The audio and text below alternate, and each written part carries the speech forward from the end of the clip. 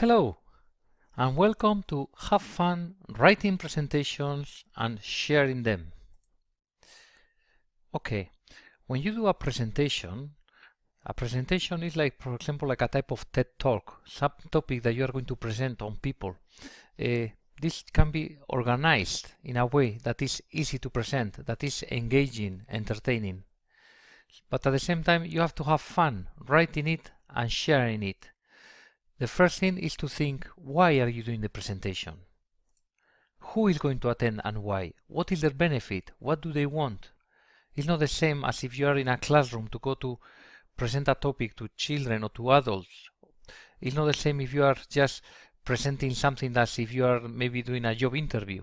So it's like different type of audiences require different type of presentation, depending also on the time, etc. First, to write a structure.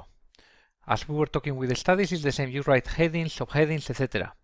You could start with a diagram and write it in a logical way to be easily followed. Think about the beginning, the end, the examples. Usually it's interesting to start the beginning with some question or with something that is like attracting, that people pay attention since the beginning. And also at the end, maybe some summary, some consequence, something that conclude all the topic, and put some good examples in the middle. Practice it to be easy with your own words. The funny thing about writing presentations is that you can design it your own way. You can use your own examples, you can use your own words, you can decide which content to add. When I was doing like studies, I was thinking about how to change the boredom of thinking about just absorbing information to create like type of games or things to learn. So here is the same. You have, when writing presentations, you can choose which images to put, you can choose which topics to say. At the same time, you can use your body language. You can use gestures, images, questions, change of speed, the tone, the volume. You can make jokes. So this gives you a lot of opportunities to do things your own way. Don't put slides full of words. Better images that you can explain. Maybe instead of writing a paragraph, just put an image that can remind you what is the topic about and how it can be linked. Sometimes it can be something funny.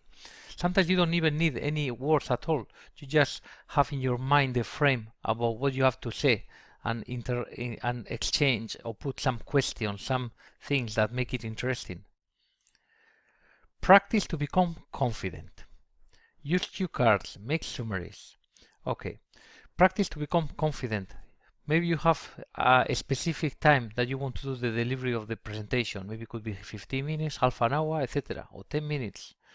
So you have to be practicing a lot. So you can measure yourself. Every time you practice, you realize that there are something that maybe you had a mistake or you have forgotten or that you could do better. So every time you practice, you are improving. At the same time, you can use cue cards depending how long is the session. You can use things that can refresh you, just maybe some concepts that can remind you what to say. Even sometimes you can do very brief bullet points that maybe you can follow up and expand on them. And of course, you can make summaries. Is it said that sometimes it's good to say in the beginning what you are going to say, later say what you are saying, and later summarize what you have said. So this can be done in the beginning, at the end, and in between. Okay, thank you very much for this.